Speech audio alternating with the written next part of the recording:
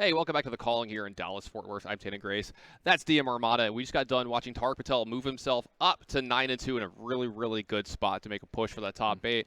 And we're going to have another match here from this round of 11 to see who else can put themselves in a really good spot here for that top 8. Now, we saw an Oldham mirror there, and we saw it kind of, I think, it's hard to say classically played since the format's so new, but that was classically played by both of them. Well, if you've played a Guardian mirror in general, this is kind of what you can do in Guardian mirrors as well, because Guardian can be a class that can play long games and control-y because they have such a good weapon suite.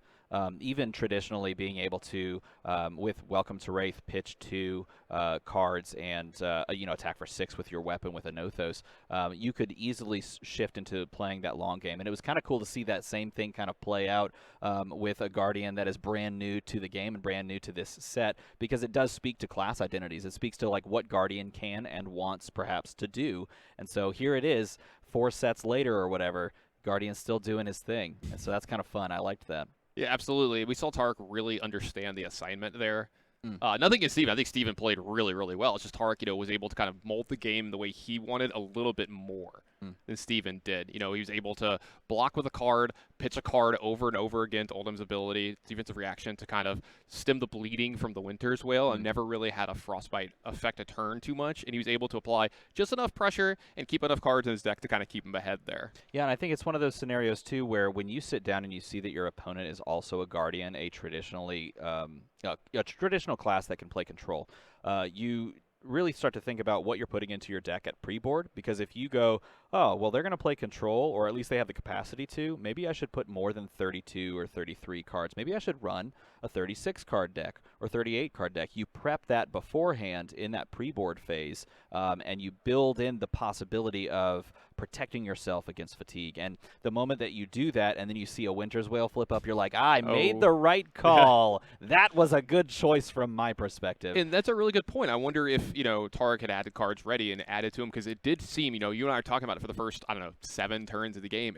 It felt like Steven was ahead in that essence of the game. Yeah. He'd been pitching more cards, more cards. He was being a little better about his cards and making sure his deck stayed as big as possible. And it looks like we are ready to go into that second match here from round 11. Let's see who can start trying to punch that ticket into that top 8. This is going to be a fun one. We have in round 11, we have Alec versus Eric, Briar versus Oldham. It's time to see another Briar v. Oldham matchup, and I wonder if we're going to see, like this control. Oh, excuse me, it's Lexi. It's not even Oldham. It's going to be a different game completely, because now we're going to have to worry about on-hit effects for both players, because on-hit effects create embodiment of Earth tokens for the Briar player, and on-hit effects create a lot of problems for the Lexi if you're the Lexi player. Not a lot of equipment here in this game either. We're only seeing someone Alec side, and that's 2 very good ones for this matchup. My goodness, those are great pieces of equipment. You have a Mark of Lightning, and it looks like it's a cold foil Mark of Lightning, just a subtle flex on everybody. It's a little nice to have. Yeah, I like a little something pretty every now and then. Sometimes you're like, I'm in a top 32 draft. I probably shouldn't take the cold foil. Oh, wait, it's a cold foil Mark of Lightning. Yes, I should. I should take that.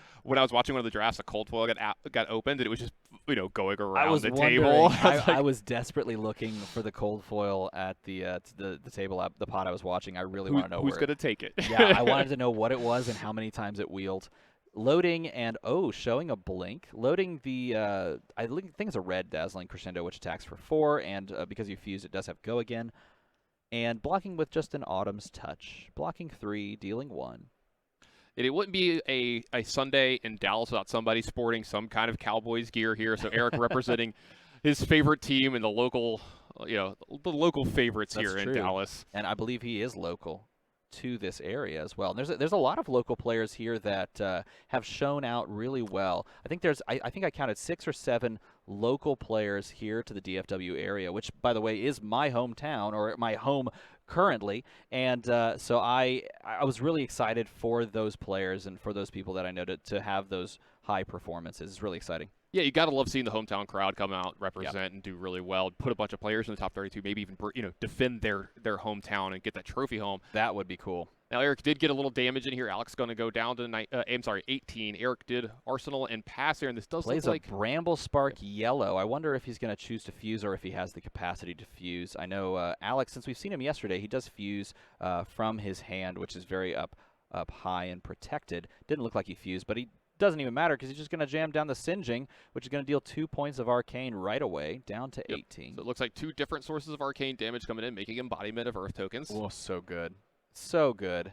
Having 2 embodiments, even before you deal with the physical damage, is just like everything is icing from this point. And it's so important in this matchup versus Shiver, right?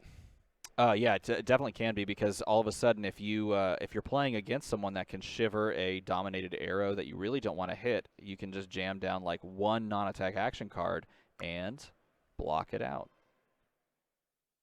Yeah, it definitely depends. I will say this: definitely depends on. Oh, which we're arrow getting too. aggressive here. here. Here we go. Early usage of the Sutcliffe Suede Hides so that you can push the 2 and 2. Hey, 2 and 2. Rosetta Thorn's a good card, you guys. Pushes 2 sources of damage here. Attacks for 4 total. 2 arcane that you just can't deal with, and 2 physical. And it looks like Eric just took the Singeing and took the arcane, of course. And maybe he's going to take the physical here as well. I mean, he's trying to keep a 4-card hand, but oh my gosh, no matter what happens next turn, if Alec draws a non-attack action card, he can block 1 billion. He's got 3 embodiment of Earth tokens. Now, I got to ask, how do you feel about Alec using his blue suede shoes that early? I think, by the way, I do appreciate the blue suede shoes there. I think it's smart in this exact play when your opponent chooses not to block with a card from hand, try and punish them, because that's saying that, like, okay, he's going to try and do some very large swing turn, and I want to make that swing turn more uncomfortable for him, or I want to get my damage in while the getting's good. And I think that's one of the 2 things, right? It's either I just want to get as much damage in this turn, so I kind of get that tempo advantage, or I think it's kind of what you said. I think that was a really good call by you. I think Eric's trying to set up, because you know there's a blink, right? And I think Eric's trying to set up a very big, massive attack turn, and so you are incentivized to attack for as much as possible and make him block. And I think that's an underrated thing that we see out of some of these players, understanding not only what can I do this turn, but what's most likely happening from my opponent. You know, it's really weird to have a blink in your arsenal, because in order to get out of arsenal, you have to play it. And generally, that's going to be redundant because you just revealed it, which is giving the lightning surge go again. This looks like a yellow lightning surge. If it's a yellow lightning surge, then it's pushing 3. If it's red, it's pushing 4, and that's fantastic. But you gave it go again by flipping over the Lexi effect. So it's going to be very strange to get that card out of your arsenal. Maybe you have just a bunch of generic. I think he's just going to play it out for redundancy. Yeah, absolutely. Let's tell everybody. So we see Alec reading it here. Just so everybody at home, because this, I think, is the least used ability out of all the heroes in the set.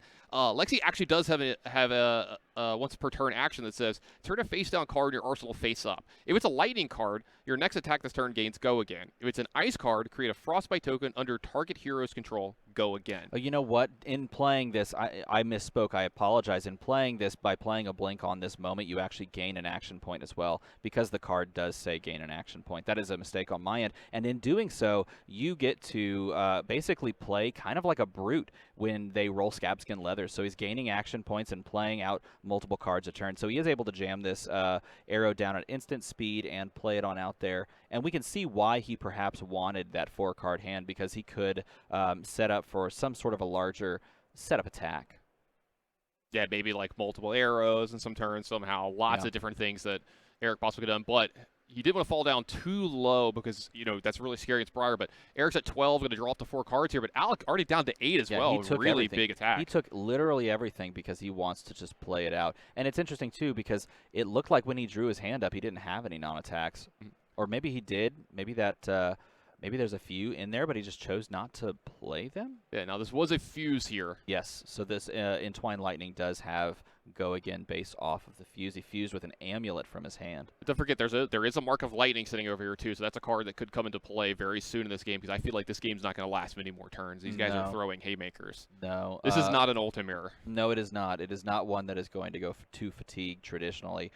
So I would imagine that the Entwined Lightning is attacking for 3, and this Heaven's Claws blocks for 3. So this attack could be just straight up blocked out, but I think there's a Lightning Press in hand that he may be just considering pushing for extra damage.